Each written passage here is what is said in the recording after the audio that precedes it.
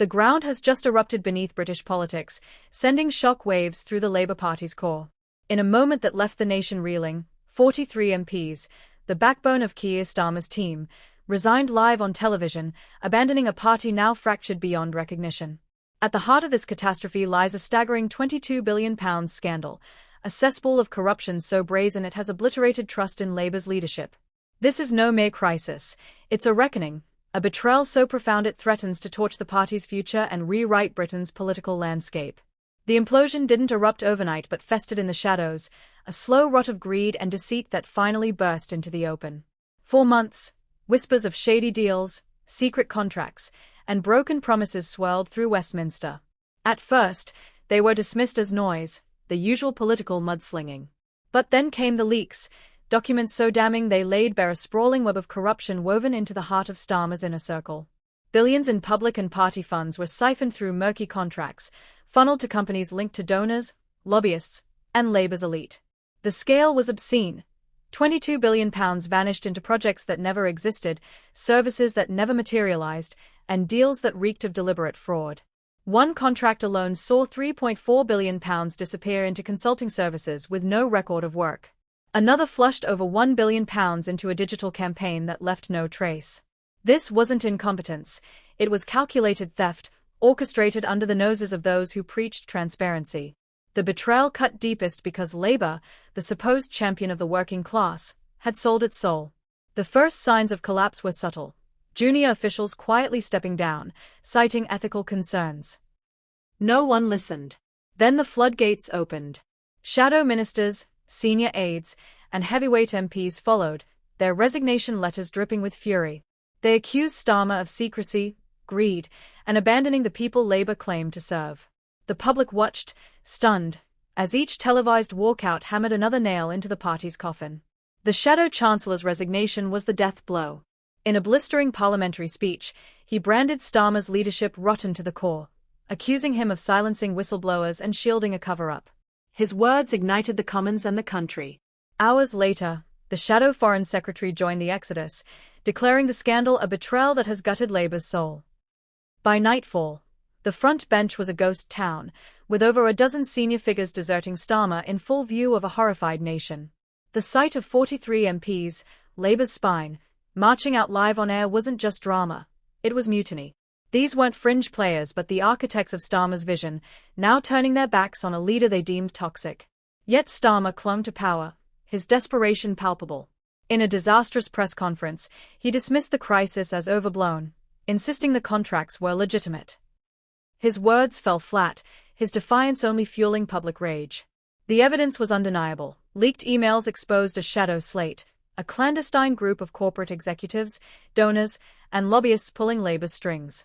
This unelected cabal shaped policy, diverted billions, and betrayed the party's base, all while Starmer played the role of honest moderate. The public's anger was volcanic. Constituency Labour branches issued scathing letters demanding his resignation. Activists who once hailed him as a fresh start now branded him a fraud, tearing up membership cards and viral videos. For many, this wasn't just about money, it was about trust. Labour, a century-old beacon for the working class, now stood exposed as a mirror of the elite it once despised. The scandal's stench spread beyond Britain's borders. International outlets in Canada, Australia, and the US seized on the story, painting Labour's collapse as a cautionary tale of corruption. Human rights groups raised alarms about Britain's slide into authoritarianism, citing Starmer's silence as complicity. Nigel Farage, ever the opportunist, pounced, declaring Britain a laughingstock under a leader who preached democracy while presiding over deceit. The global humiliation only deepened the crisis at home. Inside Westminster, Labour MPs teetered on rebellion. Backbenchers, furious at being dragged into Starmer's mess, whispered of no-confidence votes. Opposition parties, Conservatives and Reform, circled like vultures, hammering Starmer in brutal parliamentary sessions. His responses grew robotic, his composure frayed, a once confident barrister now drowning in a scandal he couldn't contain. The shadow slate's exposure was the final straw. Leaked memos revealed how this secret council dictated Labour's every move, watering down nationalisation pledges, gutting climate commitments, and funneling billions to insiders. Policies weren't crafted for the public but for profit, a betrayal of Labour's very identity. Whistleblowers, once muzzled, now spoke out, detailing a culture of intimidation where dissenters were sidelined or threatened. This wasn't just financial fraud, it was a systematic assault on democracy itself. Starmer's attempts at damage control were pathetic. His press conference, meant to restore confidence, became a masterclass in denial. He deflected blame, dodged questions, and offered no accountability, confirming suspicions he was neck-deep in the rut. Labour's internal machinery collapsed into chaos. Constituency parties passed no-confidence motions, unions like Unite threatened to cut ties, and even loyal councillors spoke of betrayal. The party that weeks earlier seemed poised for power now faced extinction. The fallout was relentless. Policy briefings stalled, committees dissolved, and Labour's communications team fell silent. The £22 billion scandal had gutted Starmer's promises of trust and transparency, exposing a reality of shell companies, untraceable invoices, and insider enrichment. For a public grappling with economic hardship, the squandering of billions was not just corruption, it was cruelty. Protests erupted in Birmingham, Manchester, and London, with crowds chanting for Starmer's head. Long-time members, some with decades of loyalty, declared the party dead to them. As the crisis deepened, whispers of new leadership emerged. Angela Rayner's name surfaced as a potential caretaker, but no one could erase the question. If £22 billion could vanish under Starmer, what else lurked in Labour's shadows?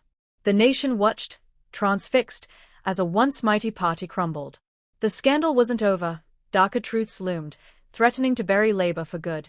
Starmer's future, and his party's, hung by a thread, with Britain holding its breath for what would come next.